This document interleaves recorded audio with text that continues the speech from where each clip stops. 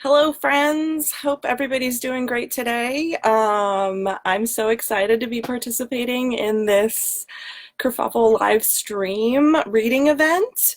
My name is Sharon McCammon. I usually am a dancer, so reading a book is new for me, but I'm very excited to be here with you all today. Please let me know in the comments if you have any trouble hearing me or seeing me. I do know, because I watched a previous one, that everything's going to appear flipped, so I know that reading along might be a challenge, but I'm really excited to do this with you all, so I think we should get started. Yay! Okay, cool. Again, let me know if you have any trouble hearing me. Today I'm reading the Big Orange Splot by Daniel Pinkwater, and this was one of my favorite books growing up. It's just so amazing. I love the illustrations, and the message is just beautiful in my opinion. So anyways, Jeff, oh, I love you, Jeff. Okay, so cool. Let's get going. Here we go. Mr. Plumbean lived on a street where all the houses were the same. Oh, look at all those houses. Oh, it's so interesting because it's in reverse. He liked it that way. So did everybody else on Mr. Plumbean's street. "This is a neat street," they would say. Then, one day, what happened? A seagull flew over Mr. Plumbean's house. He was carrying a can of bright orange paint. No one knows why. He dropped that can, again, no one knows why, right over Mr. Plumbean's house. Did you see that? It made a big orange splot on Mr. Plumbean's house. "Oh, too bad," everybody said. "Mr. Plumbean will have to paint his house again." "I suppose I will," said Mr. Plumbean, but he didn't paint his house right away. He looked at the big orange spot for a long time. Then he went about his business. The neighbors got tired of seeing the big orange spot. Someone said, "Mr. Plumbean, we wish you would get around to painting your house." "Okay," Mr. Plumbean said. Nope. He got some blue paint and some white paint, and then that night he got busy. He painted at night because it was cooler. When the paint was gone, the roof was blue, the walls were white, and the big orange spot was still there. Then he got some paint. Then he got some more paint. He got red paint, yellow paint, green paint, and purple paint. Oh. In the morning, the other people on the street came out of their houses. Their houses were all the same, but Mr. Plumbean's house was like a rainbow. It was like a jungle. It was like an explosion. Oh my, look at that. Look at that explosion.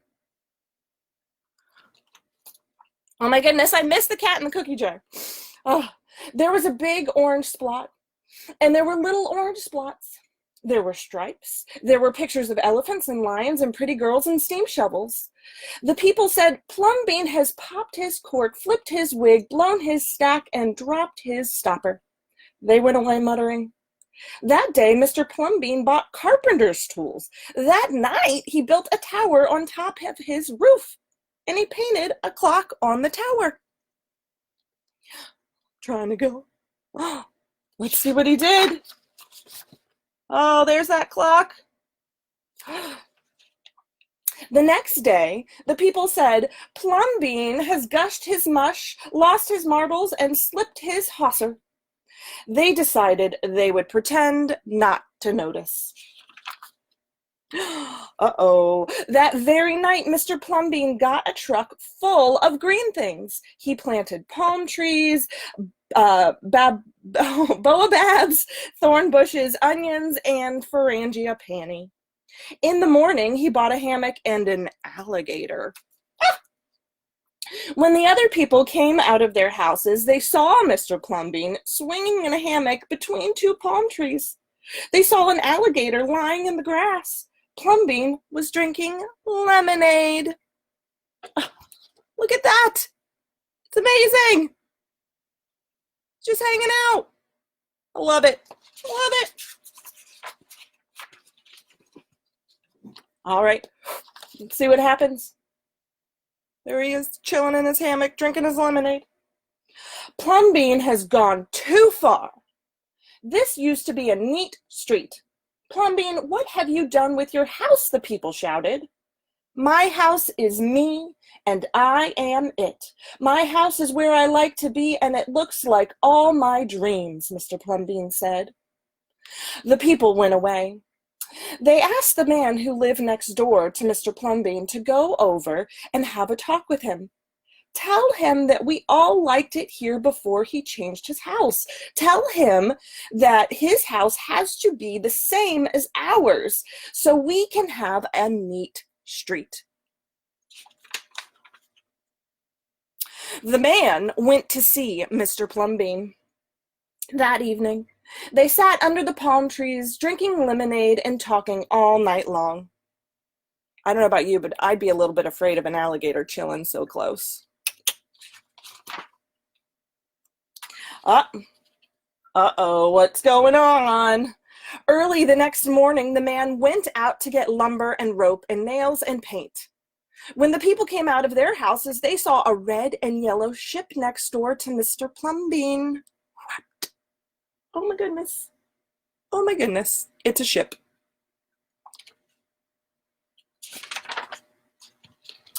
Let's see. Look at that ship. What have you done to your house? They shouted at him. My house is me and I am it. My house is where I like to be and it looks like all my dreams, said the man who had always loved ships.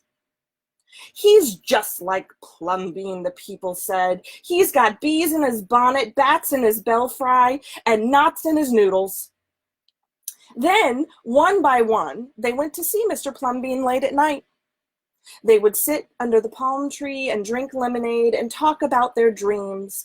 And whenever anybody visited Mr. Plumbean's house, the very next day, that person would set about changing his own house to fit his dreams. What? What do we have? Let's see. Oh my. Look at these houses. Oh, I could live in all of them. There's a castle. Oh my goodness. How cool are these houses? Ah, look at this street. I don't know about y'all, but I definitely want to live on this street. For sure. Whenever a stranger came to the street of Mr. Plumbean and his neighbors, the stranger would say, "This is not a neat street." Then all the people would say, "Our street is us and we are it. Our street is where we like to be and it looks like all our dreams." That's for sure, right? Love it. One of my favorite books.